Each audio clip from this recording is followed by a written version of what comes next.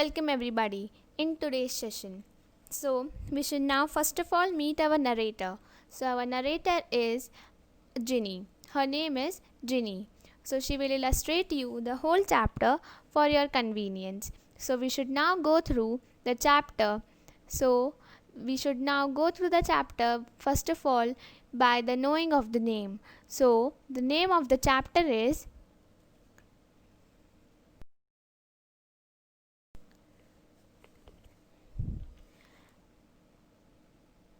The name of the lesson is In the Kingdom of Fools. It is a very well known story in the state of Karnataka. This is a Kannada folk tale. It is written by a well known author, A.K. Ramanujan. So now we should go through the lesson. In the earlier session, we have studied about the first part of the lesson. Now we should start our second part of the lesson. So we are going to start our second part of the lesson. First of all, we should have a recall of the first part of the lesson. In the Kingdom of Fools is an interesting story of a kingdom run by a foolish king. One day, a saint and his disciple reached the kingdom. The saint was astonished to see that the people are sleeping in the day and working in the night. They didn't know that the king has ordered that you should work in the night and come in the day. So, or he was also disturbed to see that all the food items in the kingdom costed the same, that is, costed one doodoo. He was also shocked by the cheap food, and his disciple was abundance of the cheap food. One day, a man approached for the king for his brother's justice. The brother was a brother of a dead man who is killed by the wall that has been fall on him by committing his ancient trade of theft. As the king was foolish, he did not analyze that the dead man is an criminal. So he announced that he should get an he should get a compensation. So, on the contrary, he tried all the people who were involved in the thief, that the rich man and the owner of the house whose wall had broken, the man who built the wall, the dancing girl, and the goldsmith. So, everyone was having a new story. So, we will see now that who is the real culprit. In the second part, we will see. So, we are going to start the second part.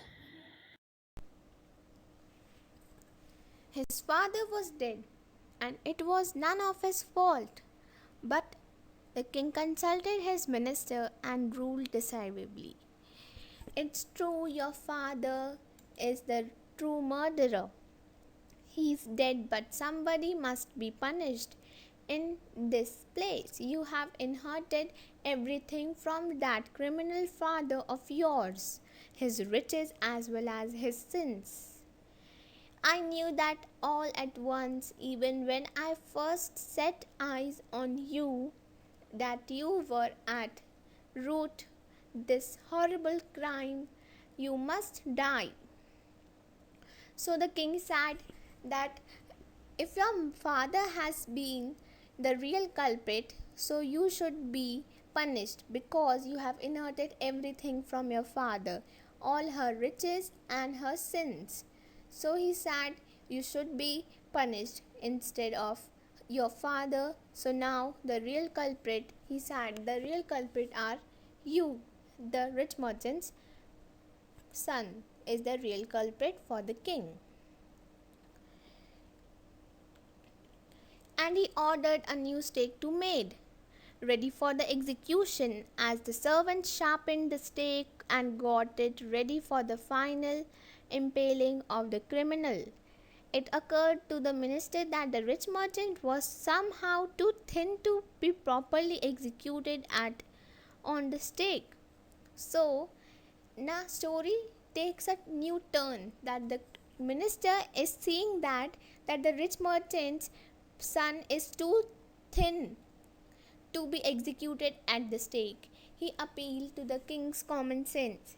The king worried about it.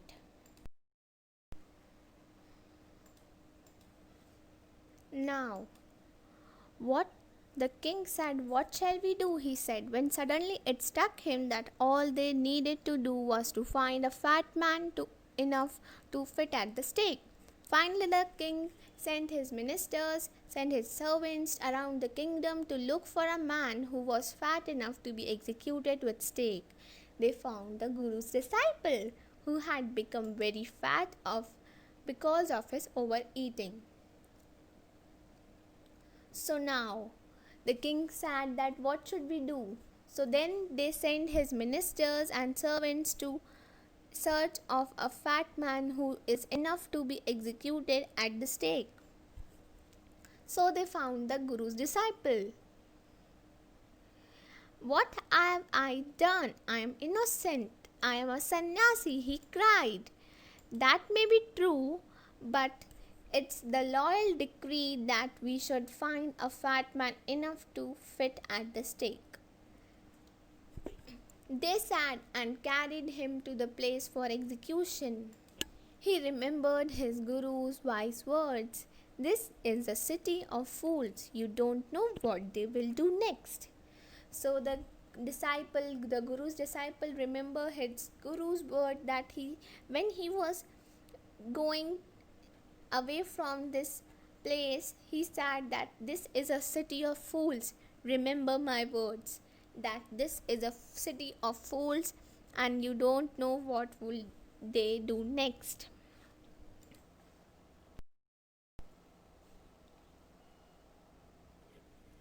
The helpless disciple prayed to his guru and asked to come to his rescue.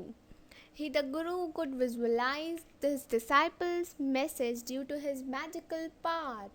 He could see everything. He could see the future, the present, and the past. He could see everything in the vision. So now the guru's mind is in the circle. Now the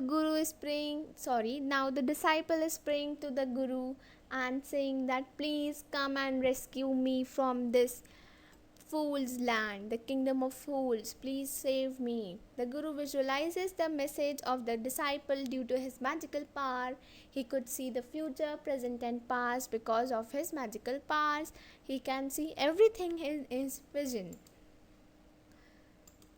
So now he arrived at once to save his disciple, who got himself into such a scrape through love of food. So, scrape means a difficult situation that has got into. So, the disciple was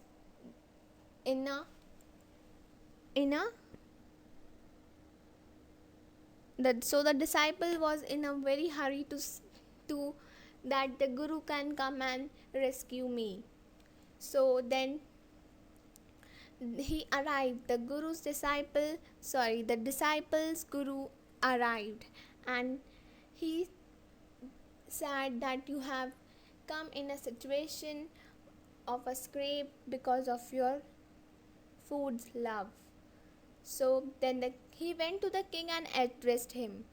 "O wisest of kings, who is greater, the guru or the disciple?"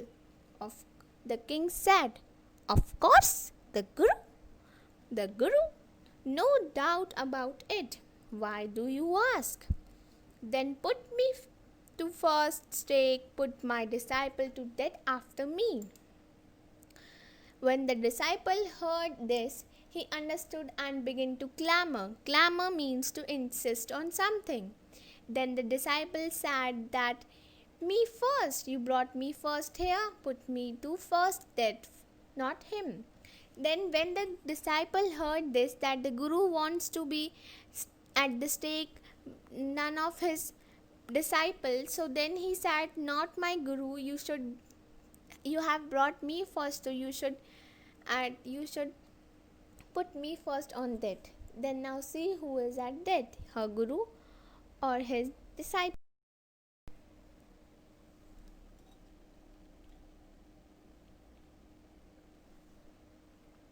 When the guru and the disciple started arguing that who would die first, the king confused. He asked the guru that why did he want to die. They caught the disciple because he was fat and they wanted a man who could execute it with stake. Then the king got confused that what is the mystery of dying. So he wants to know what is the mystery behind the dying situation. Why the guru wanted to die while we have brought the disciple to die at the stake. So the guru refused to reply. He said that he wanted to be die before his disciple died. So then the king felt that there was a mystery behind it. The guru wanted to die before his disciple and was eager to die. So now the king felt that there is some mystery. So the guru wanted the disciple to be eager to die. Why the guru wanted to die first? So now the king wanted to know the mystery behind it. So there must be someone reason behind it. The guru asked the king to promise him that he would execute first if he told him the secret about why he wanted to be executed first. So then the mystery comes behind that the guru king's promise wanted that he would promise that he would execute them first, not the disciple. The king promised that he would execute the guru first. Then the guru took the king aside and slowly told him that they had roamed around the whole world but had not seen a city and a king like you. He added that the stake which would use to kill the disciple was at the stake of justice, as it was new, it had not killed any criminal.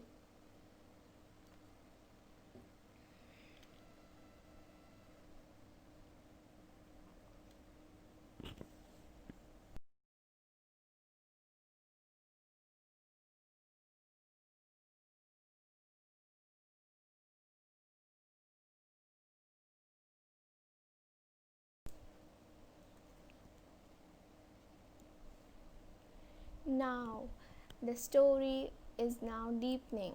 Further, he said that the one who would die first on the stake, would be reborn as the king of the kingdom. By telling this, he is trying to trap the king only. So now, when the and whoever goes next will be the future minister of this country. We are sick of this ascetic life. It would be nice to enjoy ourselves as king and minister for the while. Now keep your word, my lord. Put us to death. Me first remember.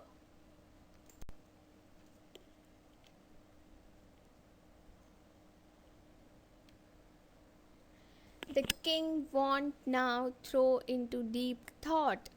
He didn't want to lose the kingdom to someone else in the next round of life. He needed time, so he ordered the execution postponed to next day and talked in secret with his minister.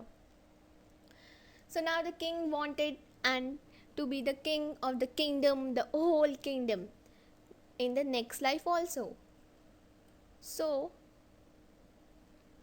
he postponed the execution to the next day and talked secretly with his minister about this case. So, it's not right for us to give over the kingdom to others in the life. Let's go on the stake ourselves, and we will be reborn as the king and minister again. Holy man did not tell lies. He said, and minister agreed. So, that night the king and his minister went secretly to the prison, released the king, guru and disciple, disguised themselves as the two and arranged beforehand with loyal servants, were taken to the stake and promptly executed. When the bodies were taken down to be thrown to crows and vultures, the people panicked. The people will panic that how our king and minister has been thrown to crows and vulture. They were very, very panicked that how can our king and minister has been executed instead of the guru and disciple. Now the people wanted the answer. He told his executioner that he would send the criminals at night. Firstly, they should execute the person who came first, and they execute the second person. They should be careful and not make any mistake. Then the people know that the king and his minister were fools and made them executed instead of the king and instead of the guru and disciple.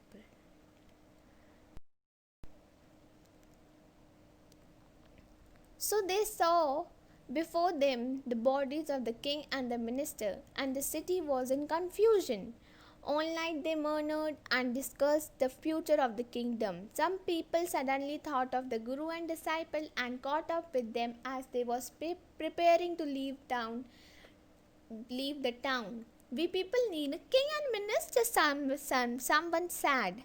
Others agreed. They begged the guru and disciple to be their king and ministers.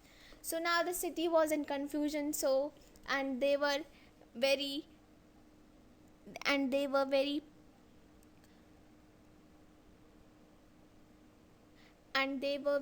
very confused for the kingdom, and they were very tension in the kingdom's future. So they have an idea that the guru and the disciple can be our king and minister. So they got to go to the king and minister for the guru and disciple's place.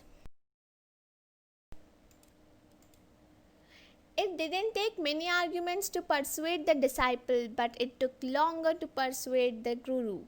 Persuade means to agree over anything.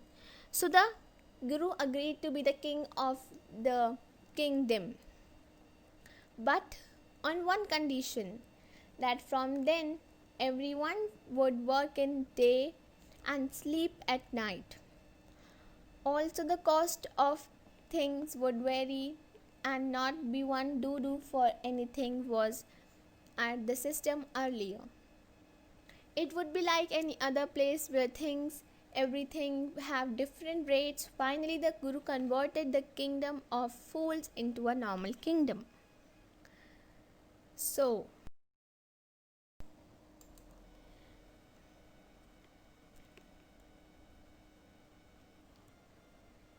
in the kingdom of fools is an interesting story of a kingdom run by a foolish king.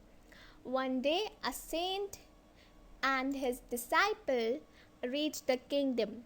The saint was astonished to see that the people are sleeping during the day and working at night. He was disturbed to see that all the food items in the kingdom costed the same, only one do. He analyzed that it was a kingdom of fools and ordered his disciple to leave the place. The disciple did not want to leave with his guru as he lured by the abundance of cheap food. One day a man approached the king and for the justice. He claimed that his brother was committing his ancient trade of theft, and during that the wall of a man's house fell on him and he died. He asked the king to get compensated. As the king was foolish, he did not analyze that the dead man was a criminal.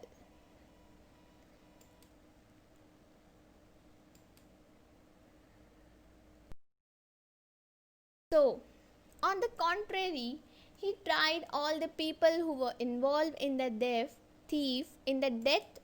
of the thief, the rich man who was the owner of the house whose wall had broken, the man who built the wall, the dancing girl due to whom the builder had made the weak wall, the goldsmith because of whom the dancing girl had moved around in the street.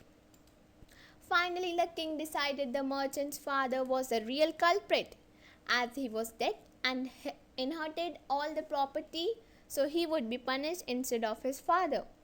Another turn of events take and the place where the minister feels that the merchant is too thin to be killed at stake.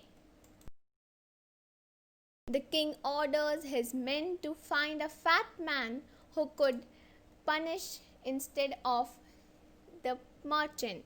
As the disciple became very fat, the men took him to the king.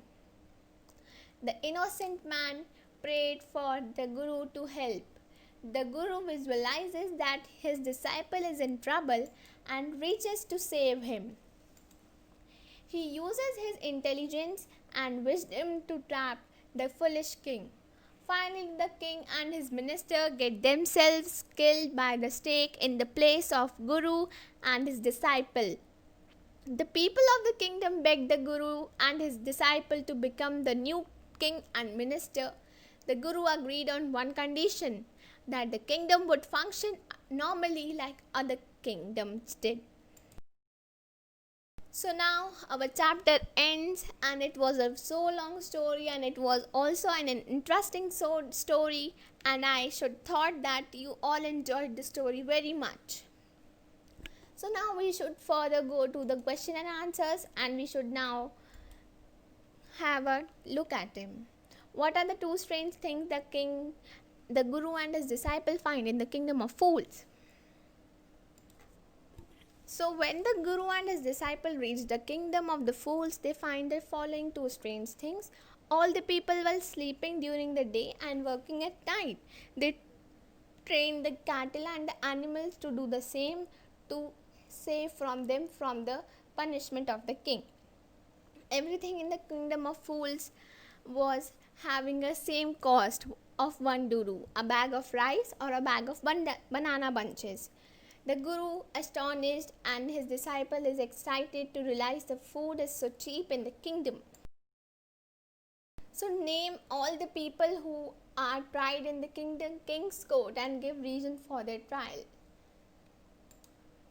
So the names of the people who were tried in the kingdom are as follows. The rich merchant who was at the corner and tried to collapse on the thief belonged to him. Later he was again tried to be guilty of his father on the order of the goldsmith to deliver the ornaments in his haste due to the goldsmith could order deliver the dancing girl's ornaments in time. The bricklayer who built the weak wall and also tried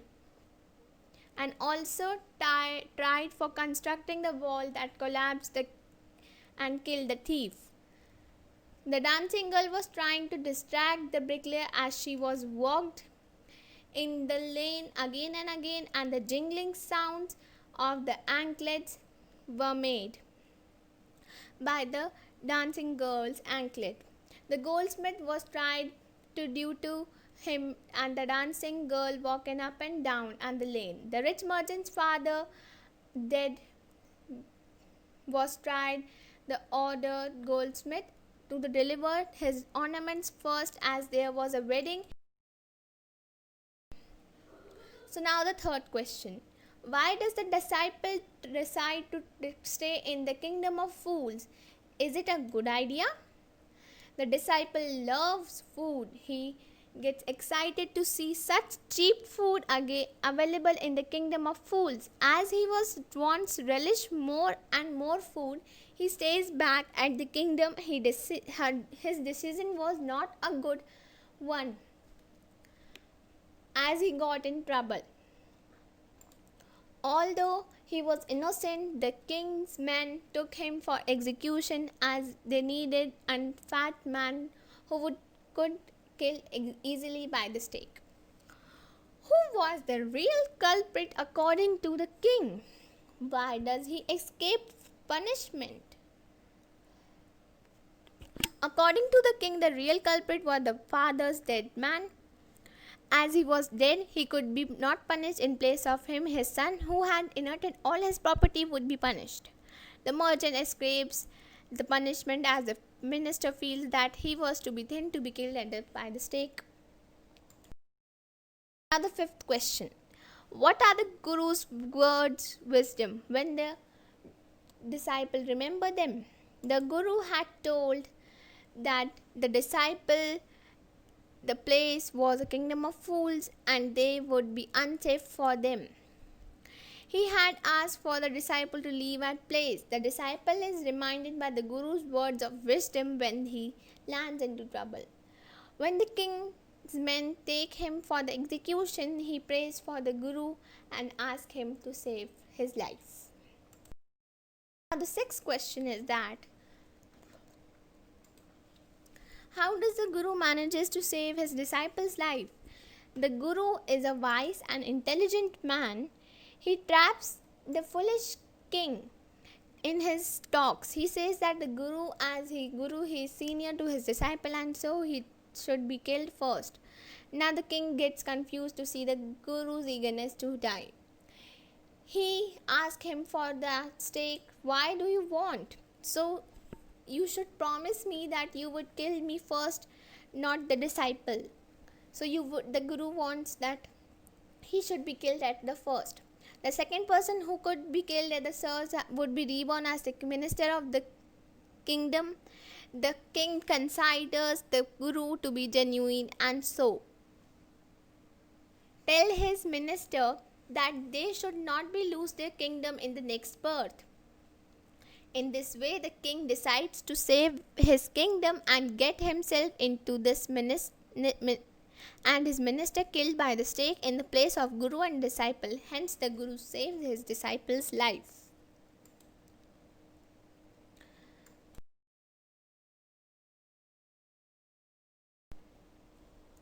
So, thank you. Now our session ends and have a good day. I remind you that you should learn this chapter and question answers for your convenience. Thank you so much.